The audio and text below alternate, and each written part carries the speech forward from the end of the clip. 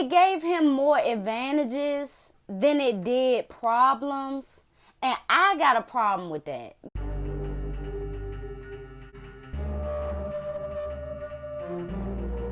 What's up, everybody? It's your girl, B. Octavia, and I am back with another video. Today we will be talking about yet another street legend, but we will be taking it to Detroit. Welcome to my channel. If you do not know me, my name is B. Octavia, and I am from Washington, D.C. Like I told y'all, today we will be talking about a Detroit street legend, and I believe this is the first, but it definitely will not be the last. I talked about Cameron Terrell in a past video, and Cameron Terrell was a Caucasian teenager, just like White Boy Rick, and it was basically the same type of, where a person that's not supposed to be in this area decides and wants to click up with black people, or it could be Hispanics, whatever floats your boat, or whatever you're drawn to, right?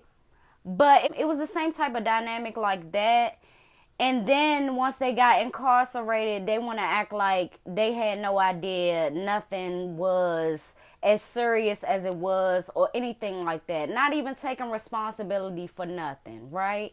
So we here now, and we talking about White Boy Rick, because they different, so we going to get into him real quick. And White Boy Rick from Detroit, Michigan, grew up around the time that the crack epidemic hit, in the 80s. He was labeled a kid kingpin, okay?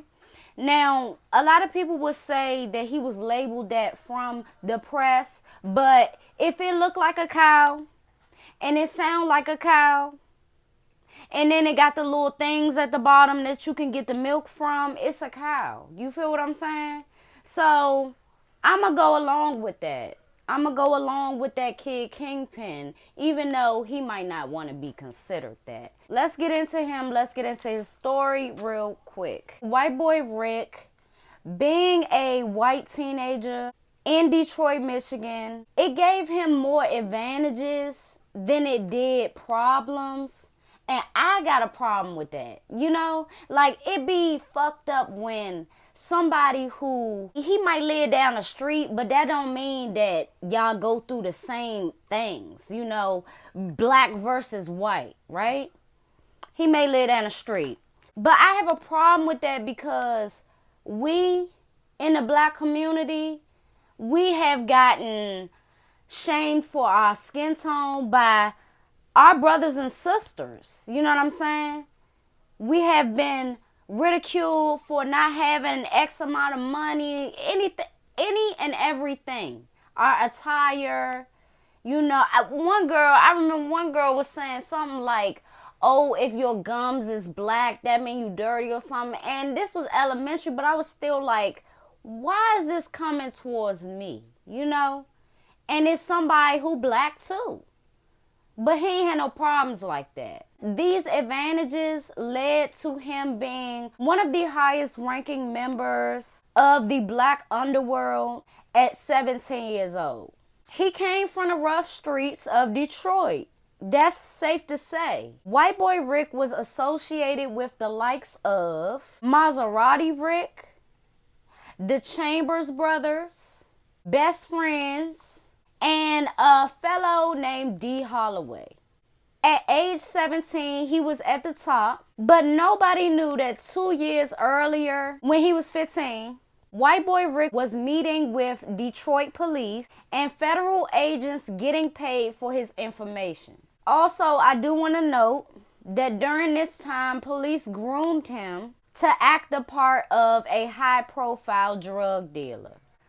So now we are going to get into White Boy Rick's father and his role in all of this, because that was very controversial too, in a lot of people's eyes and in my own eyes, right? Richard Wersher, his father let him down in a huge way, and it's more so than anybody is even talking about. We will be speaking on his father's role, but first we got to do a little bit of background. And what I want to do is I want to talk about the years even before White Boy Rick and his father started this whole situation, right? I want to take it back a couple years. As remembered in the movie, White Boy Rick's father was portrayed as a hustler, but not a hustler like anything with drugs, right? Just about everything else. He bought and sold guns, selling them on the black market. What was in the movie could be labeled as false information in some ways, but this was verified with the father. And he wouldn't call himself a hustler, but if you doing that, what do you call it? Like a gun trafficker or something? Something like that. In my eyes, whether White Boy Rick's father realized it or not, he got that hustler mentality from you and having an unconventional, unorthodox way of getting paid and illegal. And as the generational curse goes, he took it up several notches, and started dealing narcotics. After a knock on their door from the feds in the spring of 1984, at that point, after that, Richard Wersher Sr. registered as a FBI informant. He started off speaking to the feds about the guns that he sold, where they went, who they were sold to, stuff like that. White Boy Rick began getting heavy into the streets when his sister began dating a small-time criminal who was involved with selling cocaine. White Boy Rick fell headfirst into the life of a petty criminal. His father, however, his father's role in being a father and always knowing where your child is and what your child is doing, he failed in that regard because he would constantly go out of town, leaving White Boy Rick and his sister just to do whatever they wanted to do without any supervision. From clicking up with his sister's boyfriend, he was introduced to a lot of major players that he began hanging around. Rick shared a love of cars, motorcycles, and girls with these sketchy, dangerous individuals. And my thing is, it can't just be about materialistic things, and that's where y'all dudes be going wrong. Now, I'ma say it, okay?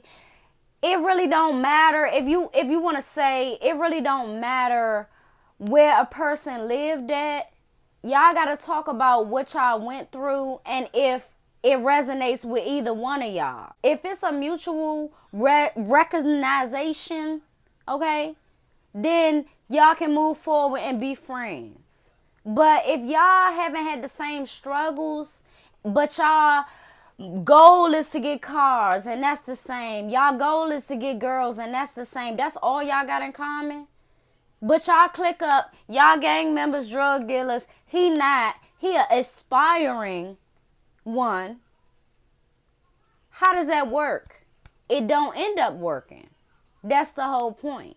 It might work in the beginning because y'all thinking materialistic. Y'all thinking of shit that y'all never had like that. What about a person having happiness? They never had that.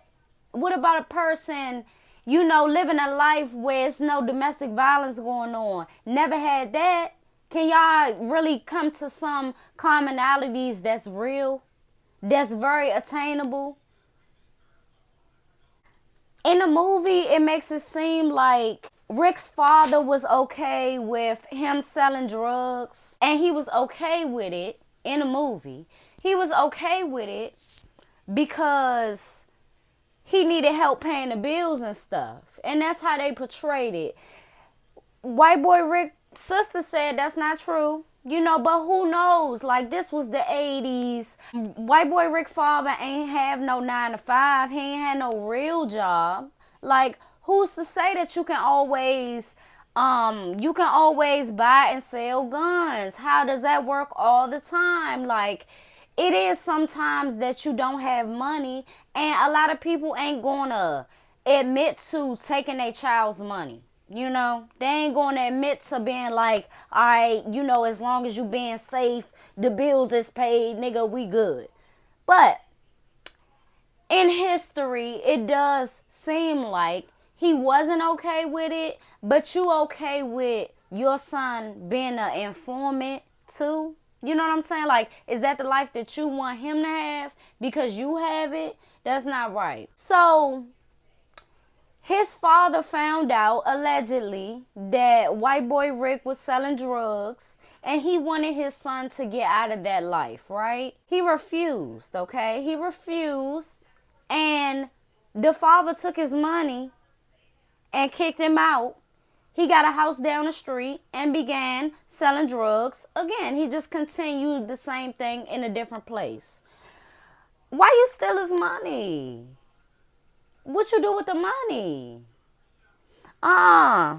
No. What you do with that? Did you give it to the police? Or did you, like, did it help you? Like, why you steal his money?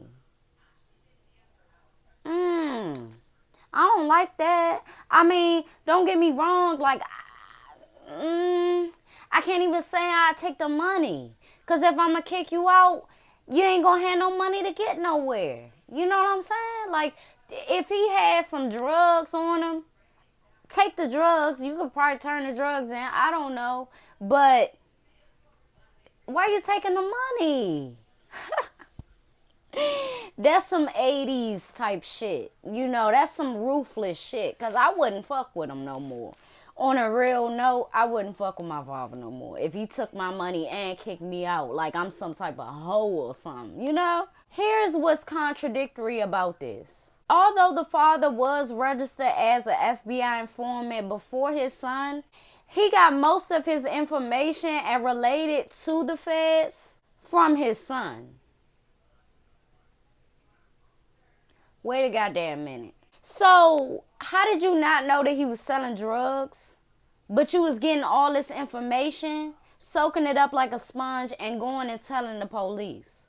What's really going on? And then it's like, okay, so is it like white boy Rick was lying to the police too? Because if white boy Rick telling his father information to tell the feds and both of them is informants, what is white boy Rick telling the feds? Did they not know he was selling drugs either? Like, what the fuck is really going on? His father knew more than a lot of people knew. Like, how do you, I just don't get it. I don't get how you don't know he's selling drugs, but you getting a lot of information to relay. That don't even make, like, how is he getting the information if he's not involved? In white boy Rick's prime at 17 years old, he was moving 10 keys frequently, you know, so Lord knows how many keys it was a month. I'm not even going to speculate on that, but I don't like this. I don't like that white boy Rick don't think of himself as a kingpin because they were moving less keys. He didn't think the time he got was justice, and here's what I think. It don't matter the amount. It's cause and effect, okay? You pushing those keys affected a lot of families, and you didn't have to see that shit. You didn't have to see the aftermath. The only thing that you cared about was the transaction, and that's how a lot of drug dealers is getting caught up now. They're getting caught up when people die of overdoses and all that. And y'all really not holding yourselves accountable for pushing this shit into the streets. It don't matter if it was a dime bag or a key. You feel what I'm saying? It's the impact of what that's going to do. Potential overdoses. Addiction that can go on for decades and decades. And you know who that affects? That affects the kids of these addicts. It's not a fun life. But that's not a life that white boy Rick had to live. He didn't have addicts for parents. That ain't what they said. They called you a kid kingpin for a reason. Let's keep that honesty there. You did 32 years for a reason. And if you wanted to be around black people and you wanted to be accepted so much, you got accepted to the degree where they charged you like a black man. And that's how I feel about him. It's justice. And that's why it's funny. They get put in this position and then they feel like they didn't do much. For 32 years, let me see. See, if you was an informant and you was giving good information, they would have took that into account from the start. You must have been trying to falsify everything that you was telling them. You was trying to get certain competition out the way and shit. That's what it seemed like to me. It's laughable. Just like the Cameron Terrell situation, it's very laughable. You did that time and it was rightful that you sit down, because if in this era of the crack epidemic, if you aided in that, you deserve what you got. If you don't see it as justice, it's something wrong with you. And it was rightful in the first place, because you can't hold yourself accountable. You think of you and the next man that do the same thing as different. It's no different. Y'all both in the street. And y'all both was judged the same. For now, that's what I have to say on Mr. White Boy Rick. It's your girl, B. Octavia, and I will see y'all in my next video. Thank you for watching. Make sure you like, comment, and subscribe, and I will see you next.